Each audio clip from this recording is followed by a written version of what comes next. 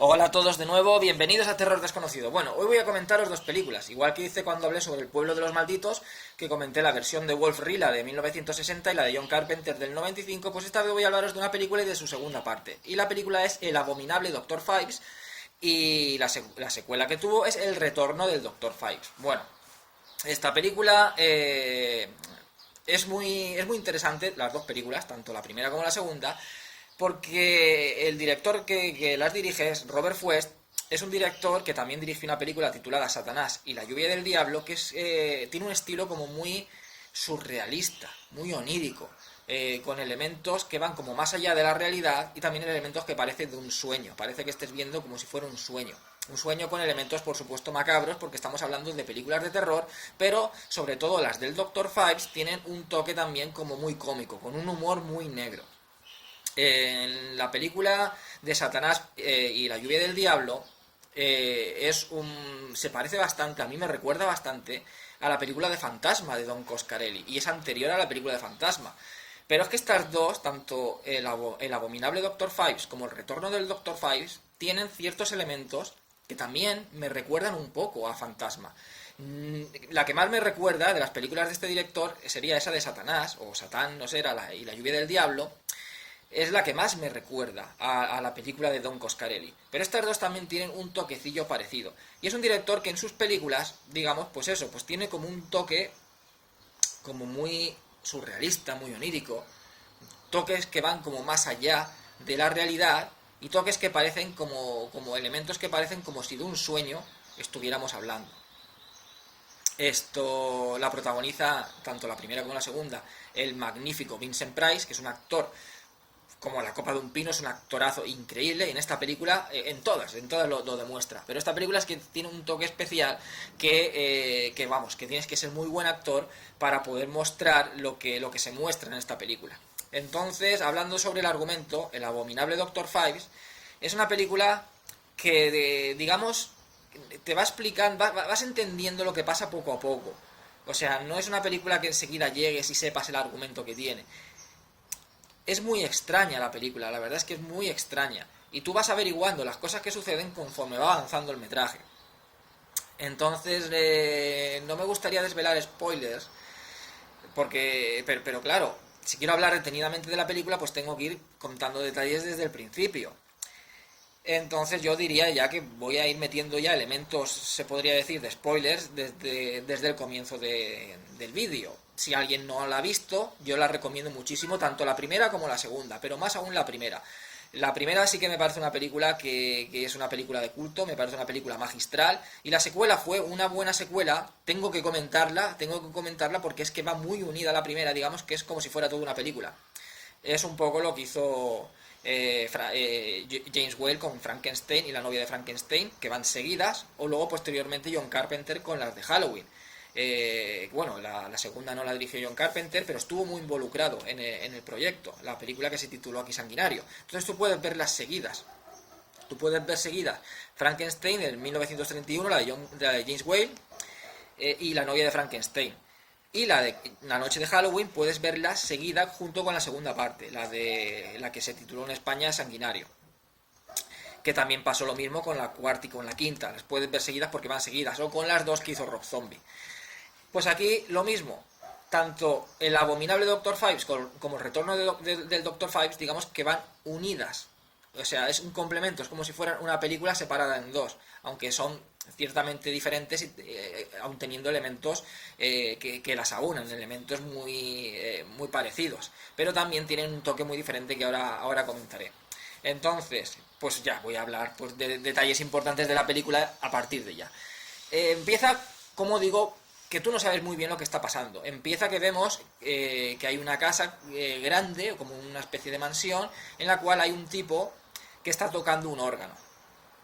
Un organista, y vemos ya una escena que de principio parece un sueño, parece una escena muy onírica, porque vemos al tipo tocando en plan el fantasma de la ópera, todo vestido de negro, con una capucha, tocando el órgano, y al lado vemos como una orquesta, pero no son personas vivas, son como muñecos, como si fueran robots, tocando la orquesta, tocando pues la batería, tocando la trompeta, como si fuera una orquesta, pero que no son personas, no son seres humanos. Sin embargo, sí que es verdad que son actores. Son actores que hacen como que son muñecos, como que si fueran, pues, como si fueran unos robots que están manejados, o sea, que están ahí,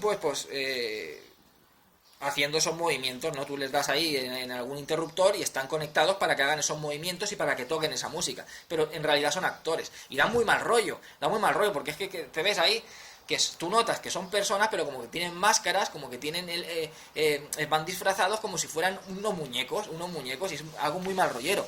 Que recuerda también bastante lo que sería al cine de terror italiano también. Lo que es esta película es muy bella visualmente, es muy visual. Yo creo que más que argumental es muy visual. Es una película que tiene esas tonalidades de colores, esas luces. También, como digo, como lo que hizo Fantasma. Fantasma también se asemeja bastante a ese cine de terror italiano, como que bebió bastante, por ejemplo, de lo que hizo Dario Argento con Suspiria. Y esta película también, aunque es anterior a Suspiria, pero ya va tomando ciertos elementos que ya tenían los italianos, que ya se veía en el cine de Mario Bava. En cuanto a colores, en cuanto a estética, en cuanto a buscar una preciosidad. También algo que la asemeja a Fantasma es que tiene un corte como muy clásico, pero a la vez como muy moderno. Parece como tú ves los decorados y es una mansión que recordaría a esas mansiones del cine de terror gótico, pero como si fueran muy modernas, como, no sé, el tipo de decoración, el tipo de iluminación, es como si fuera también, podría recordar tanto una mansión del siglo XV como si fuera a lo mejor una mansión en un futuro, ¿no? Un lugar, una casa en un futuro. O sea, es como muy modernista, todos los decorados, todo lo que rodea a la escenografía es muy modernista, tiene esa combinación entre lo clásico y lo moderno, como si fuera una especie de gótico futurista, que eso también nos lo encontramos en los decorados de Fantasma, ¿no? En esa morgue, en Morningside. Entonces por eso me recuerdan ciertos elementos. Yo no sé si es que Don Coscarelli veía las películas de este director y se influyó en ciertos detalles, al igual que también se influyó, yo creo que en el Suspiria de Argento, para crear Fantasma. Pero sí que es verdad que se asemejan, aunque más que esta se asemeja a la película esa de Satanás y la lluvia del diablo, que es de este mismo director. Pero la tonalidad, como digo, en todas las películas de este hombre, de Robert Fuest, es la misma. Es como de sueño, toda esa escena del principio es una escena muy bella, muy visual, que parece como un sueño, ¿no? También recuerda elementos como del fantasma de la ópera. Entonces empezamos con que el tipo este, que está interpretado por Vincent Price, resulta que va con una mujer, con una chica, y llevan como si fuera van en un coche de estos antiguos, porque la película está como ambientada en los años 20, los años 30, tampoco te dicen las fechas, pero tú ves exactamente, ves elementos que parecen del futuro, que parecen que están muy alejados de la época en la que nos muestra, pero sin embargo ves como coches antiguos. O sea, visualmente tú ves coches y ves detalles que podrías tú pensar, sin que te digan las fechas, de que estás en los años 20, en los años 30, sin embargo luego ves elementos como muy modernistas que no parecen de esa época, que parecen elementos pues muy adelantados a su tiempo. Entonces van en un coche de estos antiguos, como los que llevaban pues en los años 20 y tal, esos de los que llevan los mafiosos estos en la época de la ley seca y tal, pues lleva un coche de estos, que por cierto, y también la película tiene, como digo, es que tiene elementos una película muy particular. Tiene lo que es las ventanillas, tiene como una especie de esterillas, como si fueran cortinitas para bajar en la ventanilla del coche, y entonces va conduciendo la chica esta y va detrás Vincent Price, que es el Dr. Five en la película, y entonces va sentado y cuando baja la ventanilla es un dibujo de su cara. O sea, él va sentado, tú ves su cara de perfil y baja la ventanilla y es el perfil de su cara dibujado. No sé, como un símbolo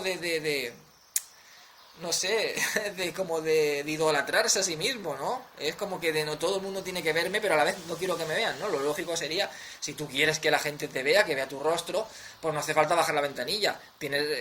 O sea, en la ventanilla del coche se ve, no hace falta tener que bajar ningún tipo de persiana. Sin embargo, baja la persiana, por eso digo que es muy extraña, pero para que se siga viendo su cara dibujada. Es algo muy extraño en la película, pero que queda genial y queda muy particular. Y llevan como si fuera una especie de caja así redondeada, tapada, que parece una jaula, que en realidad es una jaula, y entonces van a casa de un tipo y desde la parte de arriba hay como una especie de, no sé ahora mismo cómo se llama, como un tragaluz de estos de cristal, lo abren, el tipo está durmiendo y entonces bajan esa jaula y desde arriba con un hilo, la bajan con una cuerda y desde arriba la abren y empiezan a salir murciélagos vampiros que atacan a este hombre y lo matan. Llega la policía, empieza a investigar, a todo eso, todo el tramo del principio, no hablan, es todo, es el tipo tocando, toda la escena del principio de cuando está tocando el órgano, cuando ves la presentación con las... Todo es como una presentación, los muñecos esos tocando, que es como una orquesta ficticia, cuando ves a la chica esta que va con él, ninguno de los dos hablan, todo es muy teatral, todos los gestos, todo es muy teatral, y Vincent Price lo hace de manera formidable. ¿Y por qué han llevado estos vampiros a casa de este hombre para matarlo? ¿Por qué ha sucedido todo esto? Luego llega y con un soplete empieza a quemar una figura, como una figura de cera, del hombre este. Y en la figura ya hay como una especie de colgante con un símbolo hebreo. Entonces no sabes por qué ha sucedido esto y poco a poco vas obteniendo información de lo que está pasando, de quién es este hombre que interpreta a Vincent Price, de por qué está matando a estas personas, porque luego también mata a otro tipo en un baile de disfraces. Le da una máscara que es como una máscara de rana, el tipo se pone la máscara de rana y tiene como una especie de torno automático que va estrangulándolo hasta que le aprieta el cuello, le revienta el cuello y lo mata. Entonces luego descubrimos, pero como digo, lo vas descubriendo muy poco a poco, yo lo voy a resumir ahora, que en realidad este hombre es eso, el Dr. Fives, que es le llaman el Dr. Fives, pero es organista, no es que sea un médico, es organista. Era un organista muy famoso, y resulta que en su día, pues, su mujer tenían que operarla porque estaba enferma, y entonces en la operación intervinieron una serie de cirujanos y murió en la operación, no vamos a decir una negligencia médica, o puede que fuera una negligencia, pero en fin, a veces sin que haya ninguna negligencia médica, simplemente pues la persona muere. No siempre un cirujano puede salvar la vida de una persona, por desgracia. Hay veces que muere y eso no significa que haya tenido que ser por negligencia suya, simplemente no han podido salvarla. Lo avisaron y él estaba en otro lugar haciendo un concierto, y cuando lo avisaron de lo que había pasado, pues tuvo un accidente cuando venía con el coche, el chofer conduciendo, pues tuvieron un accidente y se supone que murió Fives en ese accidente, pero en realidad no murió. El cadáver que encontraron calcinado era el cadáver del chofer. Entonces se supone que en la cripta de donde está enterrado tanto el Dr. Fives como su mujer, pues resulta que no hay nada. O sea, en la tumba de él sí que metieron a un tipo, pero en realidad no era él, sino era el chofer. Eso es lo que luego deduce la policía, que como estaba pues calcinado y todo, pues no lograron distinguir de que no era él y pensaron de que era él, de que en realidad conducía él y no había nadie más en el coche. Y en el ataúd donde tenía que estar la mujer no hay nadie. Él se ha llevado a la mujer de ahí. Entonces lo que piensan es que esto es una venganza que ha preparado este Dr. Fives contra todos los cirujanos que fallaron en esa operación, y que él echa la culpa de que por ellos muriera su mujer. El tipo resulta que vemos que por el accidente no puede hablar. Si veis la caracterización que tiene aquí Vincent Price, es absolutamente asombrosa, pero asombrosa. O sea, el tipo pálido, con el pelo así que una cara de loco, unas ojeras. Parece un vampiro, pero no es un vampiro. O sea, es como si fuera un muerto viviente. Y la manera de vestir, muy como a lo fantasma de la ópera. No sé, y es un tipo muy estrambótico. Es que es un personaje muy estrambótico. Y por supuesto la venganza que va a llevar a cabo es una venganza muy estrambótica. Otro detalle que tiene, que por el accidente él no puede hablar, como que se ha destrozado las cuerdas vocales. Sin embargo, él, como es un gran entendido en música y en los sonidos y en los audios, y pues ha logrado conectar en su tráquea como un sistema en el cual él lo engancha con una especie como de cable, él lo engancha a un gramófono, y entonces puede hablar a través de, siempre que se enganche el tubo ese con el gramófono. Entonces digo que la interpretación es magistral, porque en la película él en realidad no habla, él sí habla, pero los diálogos luego los han puesto. O sea, él en la película no mueve los labios, sin embargo hace como los ventrílocos, cuando está hablando, que tú oyes la voz de él, porque él habla a través de ese gramófono, pero él en realidad en la película no está hablando en ningún momento. Eso lo grabaría él después en la sala de grabación, pero en la película él está todo el rato con los labios cerrados y está haciendo el movimiento, como muchos ventrílocos. Pero tú lo ves y la expresión que tiene parece que te esté hablando sin mover los labios. Y eso en un actor es increíble, porque te está hablando... Yo no sé hacerlo. O sea, tiene una expresión que parece, aunque no mueva los labios, parece que te esté hablando. Y con los mismos gestos, con los mismos movimientos que tiene, todo es muy teatral, porque es un personaje muy teatral, muy estrambótico. logra transmitirte todas esas emociones y todo lo que quiere. Hablando, por supuesto, pero en realidad él no lo está hablando, está interpretando que habla. E interpretar que habla sin hablar es algo magistral, y aquí lo hace impresionantemente Vincent Price. O sea, el personaje es absolutamente fascinante, el del Dr. Fages. Y como es un tipo tan estrambótico, pues tiene que tener una venganza de lo más estrambótica. De hecho, que yo creo que esta es la venganza más extraña, más estrambótica que se haya podido ver en el cine. Porque él utiliza las plagas bíblicas para vengarse. Entonces él utiliza una de esas diferentes, tiene que recrear esas plagas bíblicas que soltaron a los faraones de Egipto para que liberaran al pueblo judío sobre estas personas. Tiene que recrear cada una de esas plagas en cada una de estas personas. Son 9 personas, son 10 plagas. Sabemos que la última, ¿para quién será? No se sabe hasta el final. Entonces, al primero, bueno, hay uno que no se ve, que dicen que ha muerto por picaduras de abejas. Esas son la plaga de las úlceras. Ha recreado la plaga de las úlceras matando a esa persona con abejas. El de los vampiros, pues es la plaga de los murciélagos. El que le pone la máscara de rana es la plaga de las ranas. Luego hay otro también que es la plaga de las ratas, que introduce ratas en un avión, que una avioneta que el tipo va conduciendo y se estrella con la avioneta. Hay otro que es la plaga de la sangre. Cuando los ríos se tiñeron de sangre, pues a este tipo le vacía de sangre entero, lo que es le inyecta una jeringuilla y empieza a extraerle la sangre. Esa escena es un poco macabra. Y a llenar vasijas de cristal de sangre, que llena un montón de vasijas de cristal, lo vacía, el tío se queda blanco y quieto ahí, pero lo vacía de sangre. La plaga del granizo, coge a un tipo que está en el coche y le mete como una máquina que hace hielo, una máquina, y lo congela. Ha creado granizo, o sea, en medio de lo que dice la policía, en medio de la campiña inglesa, esta película es inglesa, en medio de la campiña inglesa, ha logrado crear granizo. Ha logrado crear granizo. ¿Qué más plagas tenemos? La de las bestias, pues le lanza uno como con una catapulta, una especie de unicornio de oro, y con el cuerno del unicornio lo atraviesa. O sea, el de las langostas, a una de las enfermeras también, que está durmiendo, se había tomado unos somníferos y está frita, y desde la parte de arriba, es que es hasta para buscarse la vida para matar. El tipo es súper ingenioso para colarse en los sitios, para llegar a meterse aquí y allá, es súper ingenioso, tiene un montón de artilugios que, como digo, no parecen de la época. Es esa máquina que hace hielo,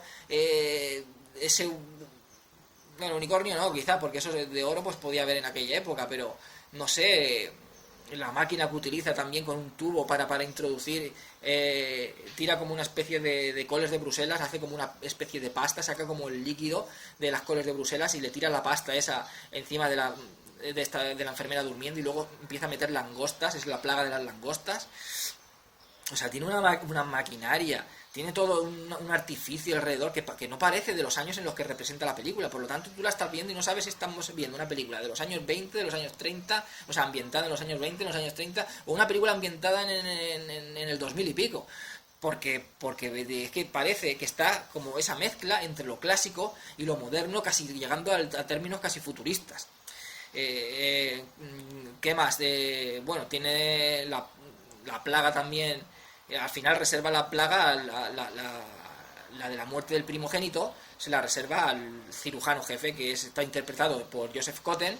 Pues a ese le reserva la de la muerte de su hijo primogénito, un poco para hacerle daño. Yo he perdido a mi mujer, pues tú vas a perder a tu hijo. Entonces, bueno, y la última plaga es que ya, como digo, como he comentado, spoilers, todo desde ya, porque es que lo necesito para poder hablar bien de la película. La última plaga en realidad es para él. Son 10 plagas, en realidad son 9 personas. La última plaga es la plaga de la oscuridad para él. La oscuridad, ¿qué significa? Morir. Él quiere morir para reunirse con su mujer, que la tiene en el sótano de su casa, como una especie como de tumba subterránea, como un ataúd como subterráneo. Ahí la tiene como conservada. Ella está conservada pues igual con la misma belleza con la que la enterraron. No se ha descompuesto, nada. Él está conservada en esa tumba, pues para que él se reúna con ella, y al final pues eso es lo que es la última plaga, es para él. Tiene también elementos incluso que recuerdan bastante, y esto recuerda quizá más la segunda película, recuerdan a las películas de Saw, con todas esas trampas, o sea, trampas no, pero los elementos a la hora de matar, que como digo, son tan extraños, tan originales, tan, no sé, esa forma de recrear las plagas, y al final tiene ese juego tipo Sao, cuando tiene al hijo de este hombre y llega el doctor allí porque queda con él, le dice al cirujano, dice, si quieres salvar a su hijo, venga aquí. Llega el hijo, el cirujano, y dice, pues si dice, tiene una llave introducida al lado del corazón. Tienes, y a la parte de arriba hay como una especie de aparato que va a tirar un ácido. Dice, tienes 9 minutos antes de que el ácido caiga. Dice que son los minutos en los que duró la operación, en las que intentaste salvar a mi mujer y no lo conseguiste, pues a ver si puedes hacerlo con tu hijo. Si no le sacas la llave, que le van a abrir las cadenas en las que está atado en la camilla, caerá el ácido y le deformará la cara entera y quedará totalmente deformado. Que por cierto, él está deformado. Tú lo que ves es como una máscara lo que lleva. Cuando se quita eso es como, recuerdo también, quizás es un guiño a la película también de Vincent Price, Los crímenes del Museo de Cera. Y él por dentro, pues del accidente de coche está todo quemado, es como si fuera una calavera. Dice, su hijo quedará como yo si no lo salvas a tiempo. Entonces aquí puede pasar dos cosas. Si no, que tú falles en la operación como fallaste con mi mujer, tienes el mismo tiempo que tuviste para salvar a mi mujer. Con mi mujer no lo conseguiste, a lo mejor con tu hijo sí, yo te voy a dar al mismo tiempo. Si lo matas como mataste a mi mujer, lo siento, si no, lo puedes liberar. Si no llegas a tiempo a liberarlo, caerá el ácido y quedará deformado como yo. O sea, te voy a pagar con la misma moneda que tú me hiciste a mí. Pero te voy a dar una oportunidad, porque yo no tuve la oportunidad ni de que salvaras a mi mujer, ni de que yo conservara mi cara. Tú sí que vas a tener la oportunidad de salvar a tu hijo y de que conserve su cara. Entonces el tipo pues intenta sacarle la llave y es una escena de mucha tensión, como va poco a poco el ácido cayendo, y recuerda una trampa como de Sao. Si no te sacas esto del ojo, una llave que también había una del ojo, en tal, no puedes abrir las esposas y llegará en un minuto, ¡pum! Y la trampa se cerrará y te reventará entero. Pues aquí lo mismo. Es esa trampa así tipo Saw. Por eso igual James Wan también se inspiró para la película de Saw, sobre todo luego en las siguientes secuelas, en estas películas de Dr. Faiz, a lo mejor para realizar algún tipo de trampa y tal. Entonces es una película que es muy original. Es una película que la ves y tiene un humor también muy negro, un humor pues también muy británico. Está genial la película, es una película que a mí me encanta, me parece una película de culto y una película magistral. La interpretación de Vincent Price, cómo está rodada, y es que es una película muy particular. La historia de venganza yo creo que más original que se haya podido ver en el cine, la del Dr. Fives. Igual que la que va con él, la chica le llaman Vulnavia, que no habla nada en toda la película, no habla absolutamente nada. Y bueno, pues también comentar lo que digo, que tiene un estilo como muy surrealista, muy onírico. Muchas escenas parece como si de un sueño se tratara. Pero también es muy surrealista la película, porque hay elementos, por ejemplo, que van un poco más allá de la lógica, ¿no? El tema de que él habla así, habla por el aparato ese que lleva conectado en el cuello, pero es que también come por ahí. O sea, es un tono de humor que come por ahí. ¿Cómo puedes comer, no? Por ahí. No sé, podrías hablar, aunque no puedas hablar, pero digo yo que podrás abrir la boca para poder tragar, pero no, come por ahí, está el tipo ahí. Es un toque como de humor macabro, un toque que le da algo como surrealista a la película, igual que lo estrambótico que es él, que a lo mejor pues mata a alguien y luego se pone a bailar con Vulnavia, o la manera que tiene de matar a cada una de las personas. Después de matar a cada una de las personas, para cada uno es como que tiene un medallón con un símbolo hebreo que simboliza a la plaga con la que ha matado a esa persona. Él recrea esas plagas.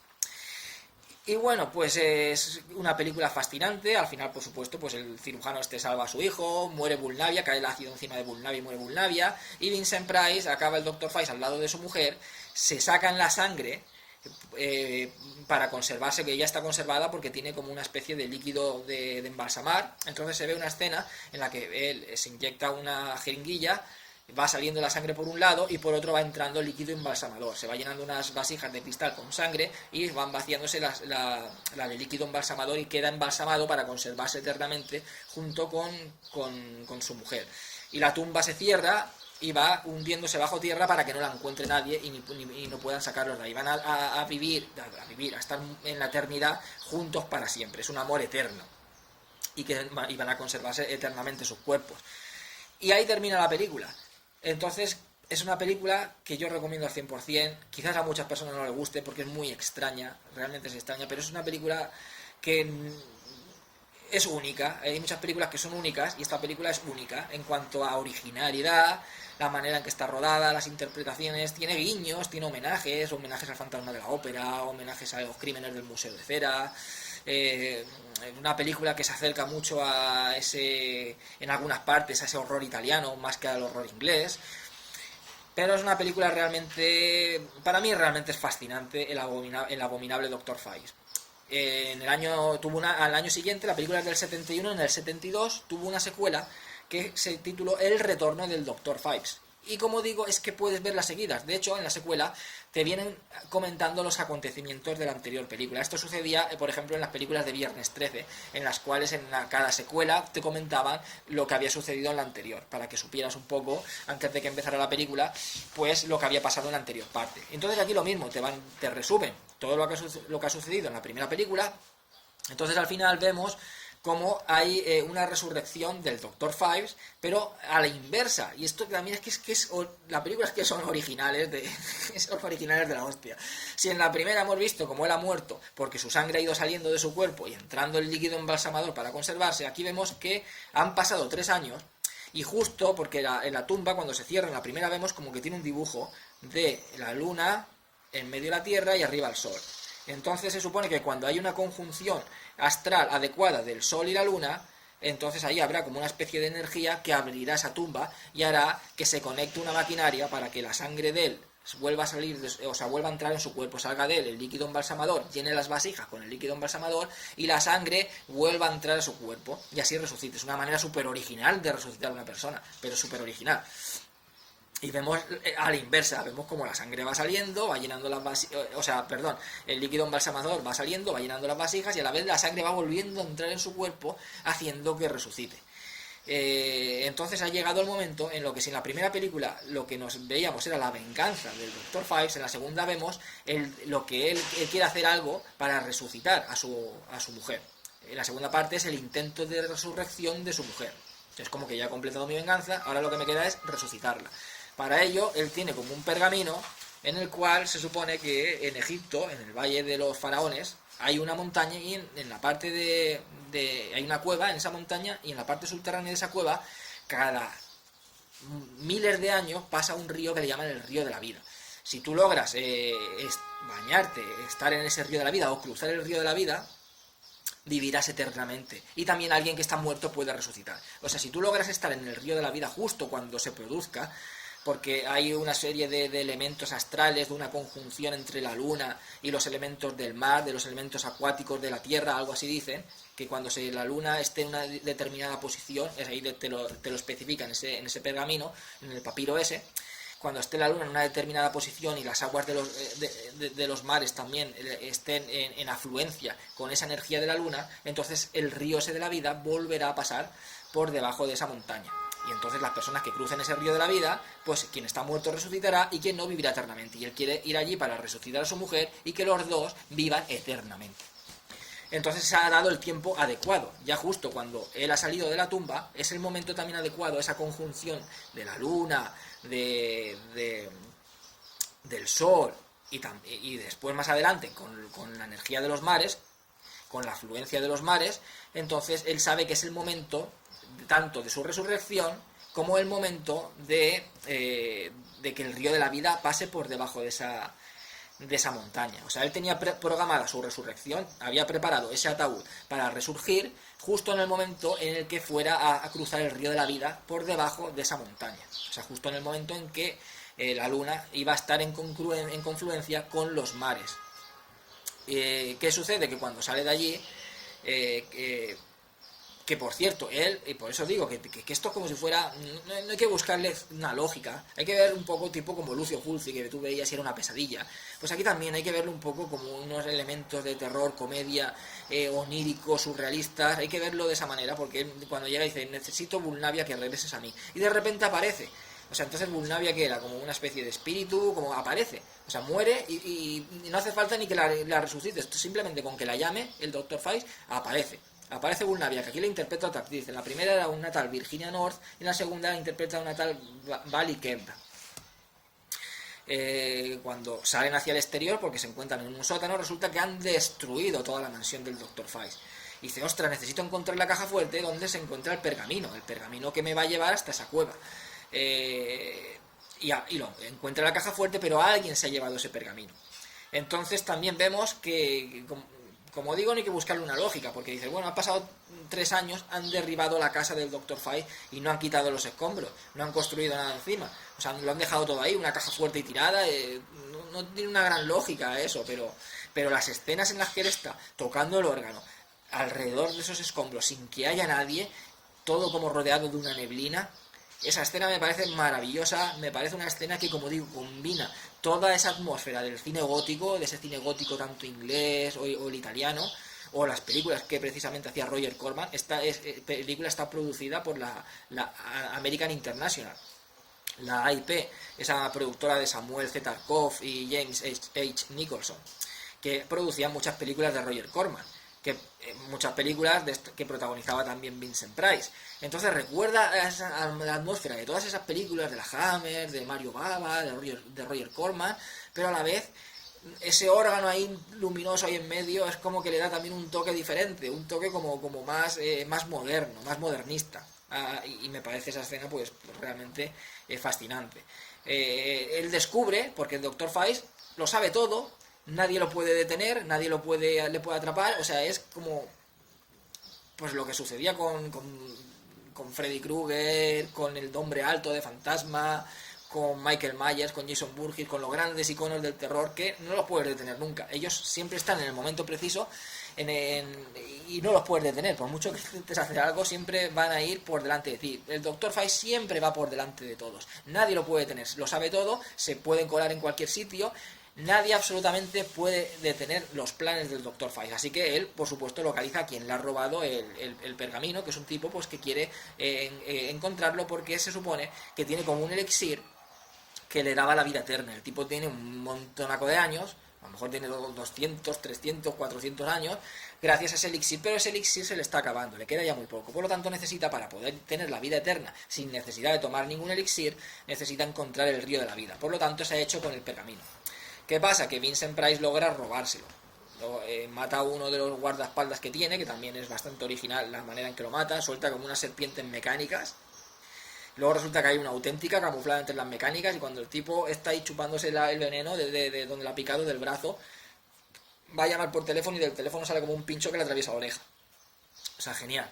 Y roban el pergamino.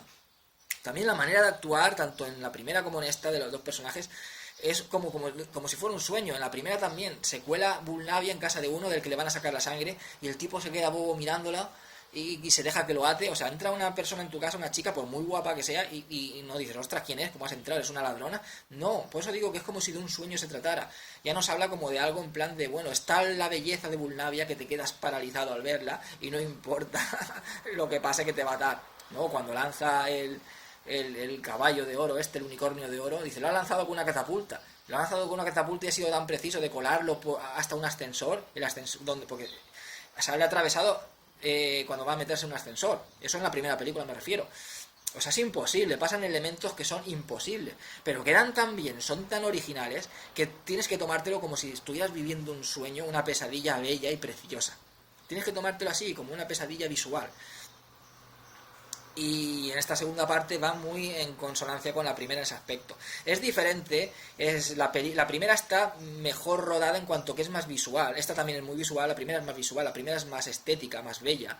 Sin embargo, esta tiene algunas escenas que son más siniestras, como la escena esta, más atmosféricas, la escena esta que está tocando el órgano y todo lleno de niebla al lado de las ruinas de su mansión. Luego cuando llegan a Egipto también tiene esa atmósfera de Egipto, un poco como las películas estas que hacían de la momia y todo eso. Está también muy bien rodada y también es muy visual, pero yo considero la primera que es más visual. Y esta película pues es eso, cuando llegan a Egipto, es una lucha por conseguir encontrar de lo que es el río ese, el río de la vida. Y llegan a la montaña, el Dr. Faiz ya previamente en el interior, en la cueva de esa montaña, donde se supone que el río va a pasar en uno de los pasadizos subterráneos de esa cueva, pues el tipo ha montado allí pues como si se hubiera montado como si fuera el salón de su mansión. Ha montado allí el órgano, los muñecos estos que tocan, esa orquesta que tiene él, y lo tiene todo ahí bien montado. Y entonces empieza a averiguar, a investigar dónde se encuentra el pasadizo que le lleva hasta el río de la vida. Encuentra un pasadizo secreto donde hay un sarcófago. En el interior del sarcófago, o sea, toca como una palanca que es como si fuera una cabeza de una cobra, y de la boca de la cobra sale como una especie de llave. Y luego también la mueve de otra manera y hay como un compartimiento doble en ese sarcófago donde él mete el cuerpo de su mujer. ¿Qué pasa? Que luego el otro tipo, que va allí con otros arqueólogos, logra encontrar también ese sarcófago y se lo lleva. Entonces es como un de tú a tú. O sea, primero lo encuentra Vincent, o sea, el Dr. Faiz, el otro le roba el pergamino al Dr. Faiz. Luego el Dr. Faiz se lo roba a este. Luego al final nos olvidamos del pergamino, porque ya digo, aquí no hay que buscarle lógica ninguna, o sea, ya nos olvidamos del pergamino, ya se encuentran allí, en Egipto, se encuentran en la montaña, Vincent Price está ahí escondido, en esa especie como de salón que se ha montado ahí, el otro está por otro lado con los arqueólogos buscando, el primero que encuentra el sarcófago es Vincent Price, luego lo encuentra el otro y se lo lleva. El Vincent Price dice, hostia, se lo ha llevado y con mi mujer dentro, esto no puede ser porque yo lo necesito para encontrar el río de la vida, la llave esta tiene que guiarme, o sea, tiene que abrir una puerta que me lleve hasta el río de la vida. Luego lo vuelve a recuperar Vincent Price, o sea, es así, es como un juego a ver quién llega antes al río de la vida. Por supuesto llega antes el Dr. Faiz. Y en el camino ese, pues el Dr. Faiz empieza a cargarse a toda la gente, a todos los arqueólogos que van con este hombre. Vemos a los dos policías que llevan la investigación en la primera película. Bueno, en la primera la lleva un policía y está luego el jefe de policía, que son los que quizás ponen el punto cómico tanto en la primera como en esta. Pero en esta la comedia funciona menos. Veo una comedia como demasiado absurda en algunos momentos y me funciona menos los personajes de los policías. Aquí se ven los dos, el policía que investiga y el jefe. Se van a Egipto porque descubren de que puede ser que el Dr. Faiz esté en Egipto. Piensan que ha resucitado, es como que en un momento atan los cabos de que llega el dueño, mata a uno en el barco, a uno de los hombres del tipo este que está buscando el río de la vida. Encuentran el cadáver que lo mete en una botella grande como de vodka que había en el barco, que era como de decoración, y lo mata, se ve que lo mete ahí y lo tira al mar. Lo encuentran y luego resulta que saben que era un pasajero de ese barco, llaman al dueño del barco, del crucero ese. Y el tipo dice, sí, que había una mujer, que ha subido un órgano al tal, entonces ya ellos atan cabo y dicen, hostias, pues el Dr. Faiz a lo mejor no ha muerto, a lo mejor ha vuelto. Y entonces saben que el barco se dirige a Egipto y se van a Egipto. Bueno, en un momento ellos ya se montan la película de que el Dr. Faiz está allí. Y va matando pues a toda la gente que está en el grupo este de arqueólogos de este hombre. Y aquí las muertes pues son tan muy originales, al igual que en la primera.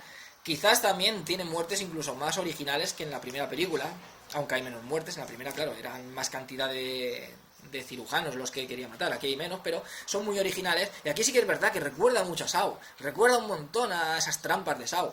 O sea, al primero lo mata con un águila, tiene un águila imperial, y le lanza el águila imperial, y el águila pues le destroza toda la cara, se lo carga a picotazos.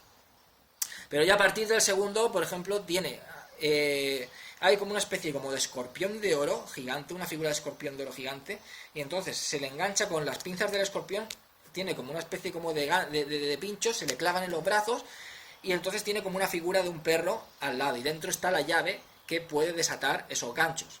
Entonces intenta cogerla como puede para intentar romper el perro, coger la llave y desatarse esos ganchos. Pues lo digo, como es una prueba, como las que hacía John Kramer en la saga de Saw. Pero ¿qué pasa? Que cuando rompe el perro, resulta que dentro de ese perro es un perro de estos de piedra, de escayola, pues está llena de escorpiones. O sea, es una trampa, ¿no? Que la ha hecho, ha roto el perro, se ha esforzado ahí en coger al perro, ha roto el perro para coger la llave, pero está lleno de escorpiones, ¿no? Entonces, ¿qué tienes que hacer? Pues intentar coger la llave, que no puedes porque está en el suelo ya, y los escorpiones llegan, se suben encima del cuerpo, empiezan a picarle. Es una escena un poco como la de las arañas del más allá de Lucio Fulci, pero no tan truculenta, no tan bestia, pero es parecida. Entonces me recuerda a eso, es muy original esa manera de morir, y recuerda también a esas trampas de de la película de Saw. A otro también está durmiendo, Vulnavia lo ata mientras está durmiendo y desde la parte de fuera meten como dos raíles y lo elevan a él como si estuviera él encima de esos dos raíles. Y en cada parte de esos raíles hay como dos bloques, y esos dos bloques han creado como una apisionadora, se van cerrando y lo van a apisionar, lo van a apisionar, lo cierran, y hay un hueco para que él saque la cabeza. Entonces al final queda como una caja que lo ha aplastado entero, lo ha aprisionado ahí, y queda la cabeza fuera. Entonces también me parece, pues eso, pues tipos de trampas muy originales, las maneras de morir son muy originales, y es eso, y tienes que tomarte estas películas como un disfrute en cuanto a la manera de morir de las personas, esa originalidad, esas trampas, todos esos artilugios y esos artefactos tan que parecen, como digo, tan adelantados a su tiempo, que tiene el Dr. Faiz, esa manera tan estrambótica que tiene de moverse, de gesticular, de hablar sin mover los labios. Esta película también está genial. Falla, como digo, pues en algunas cosas es inferior. Yo la veo una buena secuela, es combinada con la primera, porque es que van seguida, aunque han pasado 3 años, pero tú la puedes ver seguida. Conforme acaba la primera, en la segunda te comentan toda la primera y ves que empieza ya resucitando. De la misma manera que te la has visto en la primera morir, en la segunda ya lo ves resucitar. Y sigue la historia. Y en la primera era una venganza y ahora es una resurrección de su mujer y conseguir la vida eterna. Al final son ellos los que la consiguen. Y el otro tipo, pues al final se queda sin el elixir que se le ha acabado, sin el río de la vida eterna y envejece. En un momento, pues el tío empieza a envejecer ahí hasta que muere, porque es un tipo que es centenario. Y está bien también la película, también está muy bien. Es una buena secuela, es complementaria con la primera. La primera me gusta más, como digo, es más visual. Esta tiene algunas escenas que son más atmosféricas, pero la primera es más visual que esta, aunque esta también es muy visual. No me funciona la comedia como me funciona en la primera película. Los personajes de los policías aquí no me gustan nada. Son los mismos, el mismo policía, el jefe, pero en la primera sí que me funciona la investigación y todo, y en esta no. El personaje del Dr. Faiz, por supuesto, igual que la primera, me gusta muchísimo. Aquí, aunque la primera hay más muertes, aquí son, no sé, me gustan más, me parecen incluso más originales que en la primera. Y me encantan todas las trampas estas, y esto sí que es verdad que me recuerda bastante a lo que es la saga de Saw. Y está muy bien. La primera me parece que tiene mejor ritmo. En esta es como que sí, la ves, está entretenida, pero hay algunos momentos en los que parece que va pegando un bajón de ritmo, y hay algunos momentos en los que no aburre para nada, por supuesto, pero la primera es más fluida. Yo creo que la primera es más fluida. Esta es como que todo el tema a veces de que están ahí en Egipto y algunas situaciones que suceden en cuanto pues empiezan a hablar de lo del río de la vida y a explicar esto de los astros, de tal y cual. Está muy bien, pero parece que van cortando un poco lo que es la fluidez de la película. Es como que la van lastrando un poquito la fluidez. La primera es como que era más fluida. Todo el tema de las plagas, la investigación, él va aquí, se ha colado allá, la policía intenta vigilar aquí, pero él se ha colado por otro lado y te mete la trampa por otro lado, o te asesina de esta manera por el otro lado. Me parece más fluido en esto. Esto es como que es eso, están ahí, están el Dr. Faiz por su lado buscando el río de la vida, los arqueólogos por otro lado también buscándolo, y va metiendo pues esas muertes, esas trampas y tal. Pero también es muy buena. Yo la primera me gusta más. La primera para mí es una película, pues como digo, es fascinante, una auténtica película de culto y una película que me encanta, pero esta secuela me gusta muchísimo, me parece una película complementaria a la primera, una muy buena secuela, y yo creo que hay que ver las dos, y yo recomiendo las dos. De hecho que las recomiendo pues como si fuera un blog, una película entera, las ves como en dos partes, en La abominable Dr. Faiz y El retorno del Dr. Faiz, van prácticamente seguidas.